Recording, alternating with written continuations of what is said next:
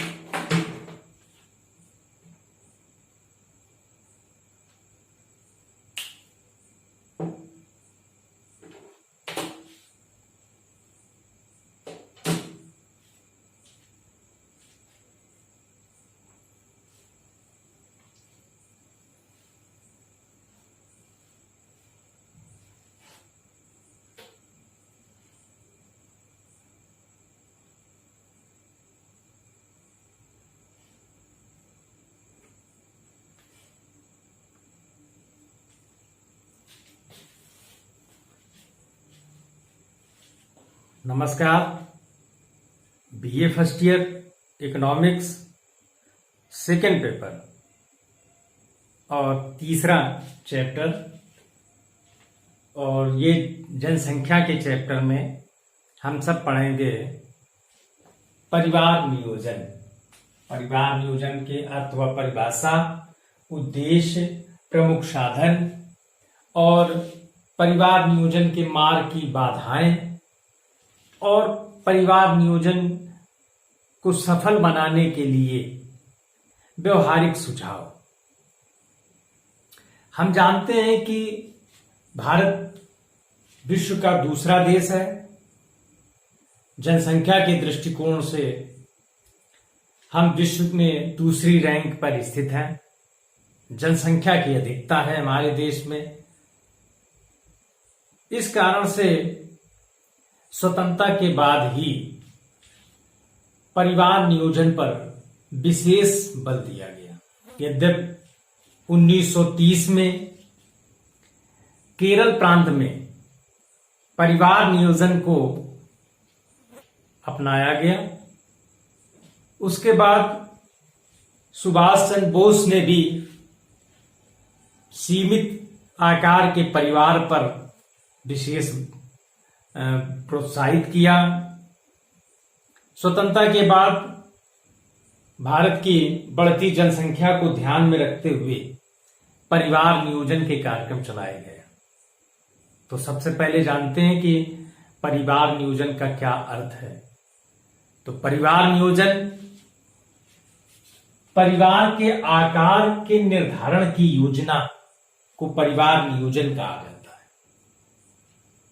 साधारण सी परिभाषा याद रखना है, परिवार के आकार के निर्धारण की योजना को परिवार नियोजन कहा जाता है। अब परिवार नियोजन में क्या है कि परिवार के आकार का अपनी आर्थिक क्षमता के आधार पर परिवार के आकार को, बच्चों की संख्या को निश्चित कर लेना, निर्धारित कर लेना, ये परिवार नियोजन की साधारण सी परिभाषा है।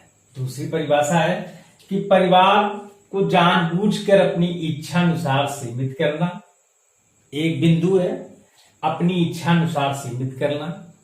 दूसरा, उचित समय पर बच्चे पैदा करना, एक ये भी परिवार नियोजन का बिंदु है। और तीसरा कि दो बच्चों के बीच में पर्याप्त अंतर रखना। ये तीन बिंदु जो हैं ये भी परिवार नियोजन के प्रमुख घटक हैं और परिवार नियोजन की परिभाषा के प्राण तत्व हैं। तो क्या है इसमें? परिवार को जानबूझकर अपनी इच्छा के अनुसार सीमित करना, उचित समय पर बच्चे पैदा करना, बच्चों के बीच पर्याप्त अंतर रखना। ये तीन बिंदु जो हैं ये परिवार नियोजन के आधार हैं। और परिवार नियोजन की साधारण सी परिभाषा है कि परिवार के आकार को इच्छा अनुसार सीमित रखना परिवार नियोजन कहलाता है। परिवार नियोजन की परिभाषा के बाद परिवार नियोजन का उद्देश्य क्या है? तो परिवार नियोजन का पहला उद्देश्य है जनसंख्या नियंत्रित करना। परिवार नियोजन का पहला उद्देश्य है जो जन्म दर है उसको कम करना। दूसरा है स्वास्थ्य। जब बच्चों के बीच में पर्याप्त अंतर होगा तो महिलाएं भी स्वस्थ होंगी।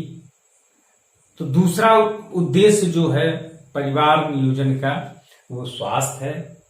यदि हम परिवार नियोजन के साधनों का उपयोग करते हैं, प्रयोग करते हैं, तो यौन संचारी रोगों से हम अपने आप को सुरक्षित रख सकते हैं, हमारा स्वास्थ्य सुरक्षित रहेगा, हम स्वस्थ रहेंगे। तीसरा है शारीरिक स्वतंत्रता। परिवार नियोजन का एक तीसरा उद्देश्य है कि अपने शरीर को स्वतंत्रता प्रदान करना। क्या स्वतंत्रता प्रदान करना? बच्चों के जब इच्छा हो तब बच्चे पैदा करना, बच्चों के बीच में पर्याप्त अंतर रखना, ये सब शरीर को स्वतंत्रता प्रदान करते हैं। साधन, तो परिवार नियोजन के प्रमुख साधन जो हैं तो पुरुष नसबंदी, इसी प्रकार से महिला ट्यूबल लिंगेशन, महिला की नसबंदी, हार्मोनल गर्भ निरोधक, तो इसमें गोलियां और हार्मोनल सब आ जाते हैं इसी के अंतर्गत, और कंडोम पुरुष और महिलाओं का। तो इस प्रकार से हम देखते हैं कि ये परिवार नियोजन के प्रमुख साधन हैं। यद्यपि परिवार नियोजन के और भी साधन हैं और कुछ साधन जो हैं अत्यधिक प्रभावशाली हैं और कुछ साधन जो हैं वो कम प्रभावशाली है। परिवार नियोजन की परिभाषा, उद्देश्य और साधन। अब देखते हैं परिवार नियोजन की प्रगति में बाधा। वो कौन कौन से तत्व हैं जो परिवार नियोजन की सफलता के मार्ग में बाधक बने हुए हैं? पहला है साधनों की कीमतें अधिक हैं। देश में जो परिवार नियोजन के साधन अपनाए जाते हैं जो चलन में प्रचलित हैं, उनकी कीमतें अधिक हैं। ये इस सफलता के मार्ग में बाधक तत्व है। दूसरा कि कुशल डॉक्टरों की कमी है। तीसरा, प्रचार प्रसार की भी कमी है। पर्याप्त मात्रा में परिवार नियोजन के साधनों की जो प्रचार प्रसार जिस स्तर पे होना चाहिए उस स्तर पे नहीं हो रहा है। इस कारण से परिवार नियोजन का जो कार्यक्रम है वो सफल नहीं हो पा रहा। जन जागरूकता का अभाव है। परिवार नियोजन के प्रति जन जागरूकता का अभाव है। इस कारण से भी परिवार नियोजन कार्यक्रम सफल नहीं हो पा रहा है। उचित प्रशिक्षण का अभाव है और भ्रष्टाचार है।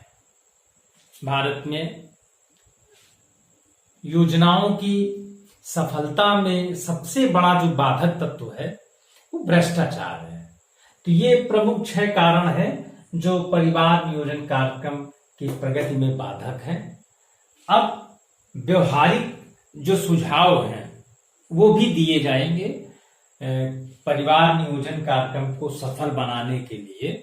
व्यवहारिक सुझाव जो है, तो पहला है कि इस कार्यक्रम को राष्ट्रीय महत्व का दिया जाए।